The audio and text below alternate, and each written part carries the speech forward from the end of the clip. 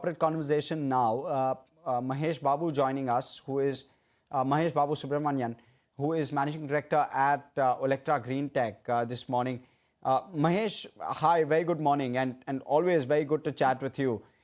Gives us a better perspective on all that's playing out with regard to infrastructure, or rather EVs and electric buses. Give us a sense. You've bagged this order for around 1,100 electric buses from the Telangana State Road Transport Corporation. Order value is roughly 1,800 crore. This is for viewer perspective. Talk to us about now. Where is your order book at this juncture? You're looking to execute roughly 2,000 buses this year, FY26. And maybe at the end, where will we close the year at broadly? Because orders are coming at you thick and fast, and your order book has ballooned. Firstly, we are very happy we participated in the PM Drive CESL tender of 10,900 buses. We became L1 in 1785 buses, out of which 1085 LOI from Telangana we have received yesterday. We are very happy that we are participating in Make in India tender, and we have won it, and we'll be able to deliver them in the next 20 months as per the tender contract. We have no issue on that. In terms of delivery, I think we have been consistently delivering quarter-on-quarter performance, which are better delivery. As I said, this year we are looking between 1,500 to 2,000 buses delivery. Looking at what's happening on the capacity, the depots, the infrastructure, charging, and getting ready for operationalization of these buses. So we stick to 1,500 to 2,000 as the number. And we are in the last quarter, we are working very hard to achieve between these numbers. Point taken. And, when you're looking at execution, your key concern or a key headwind with regard to execution is the fact that there isn't adequate infrastructure. That setup is very important, because if one were to just extrapolate your order book at 10,000 odd buses, you already have a capacity of 5,000 with the option to ramp up by another 5. So you can virtually do this very, very quickly. It's just the infrastructure that's lacking. How do you see utilizations go? Maybe over the next 2 years, give us a sense of that, because you're seeing work happening on ground. It's happening behind time.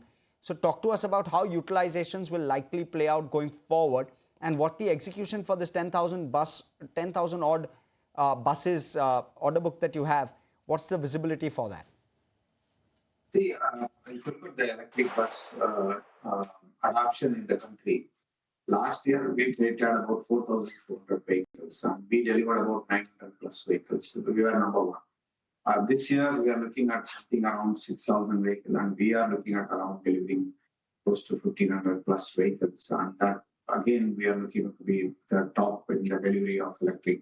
Very patchy line. Let me repatch you, because I'm unable to kind of clearly hear what you're saying. So give me a couple of minutes. Let's have the team repatch you and get a better sense of what's playing out.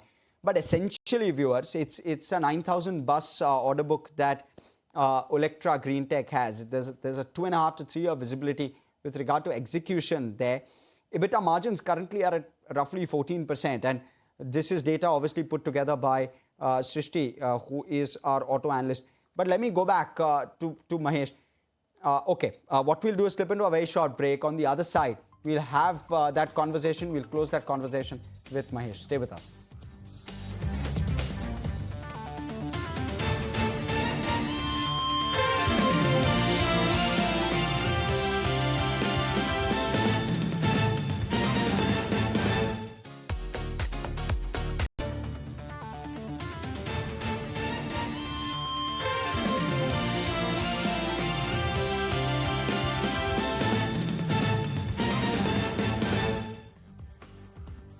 Viewers, thanks for waiting by so patiently. Mahesh still with us. Mahesh, thank you for that.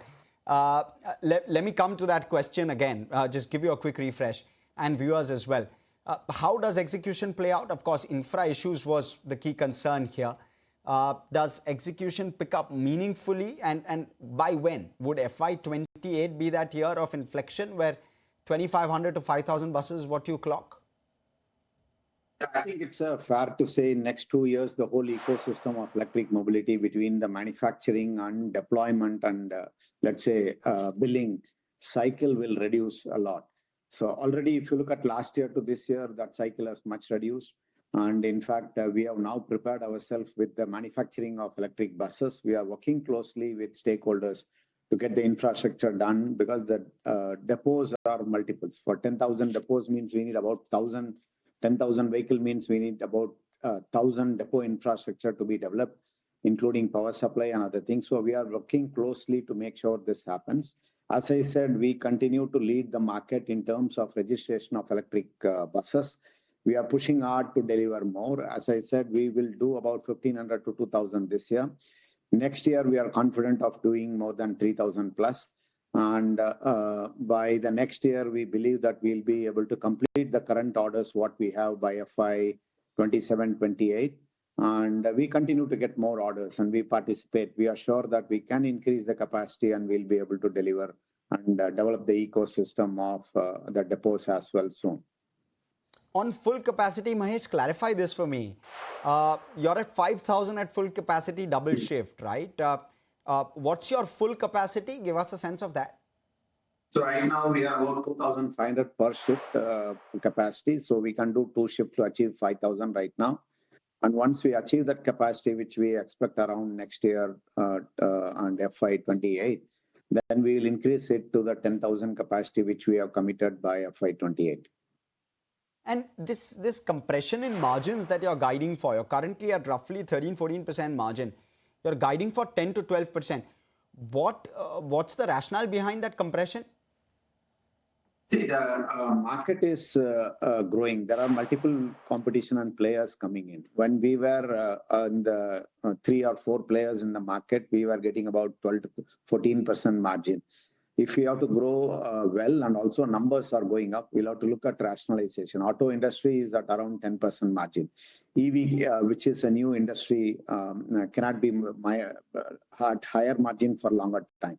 We are sure that we will create value at 10 to 12% margin and we'll get back to 12 and above consistently looking at the product mix and where we are delivering and what type of tenders we are participating in. That's why if you look at it in tenders, we didn't go full log with aggressive pricing in terms of 10,900 order. We looked around 2,000 and we were L1 at about 1,800 vehicles. So we are clear that we'll have to be very selective and participative. It has to be win-win between the STUs, OEMs and also the operators. So this ecosystem has very well developed now.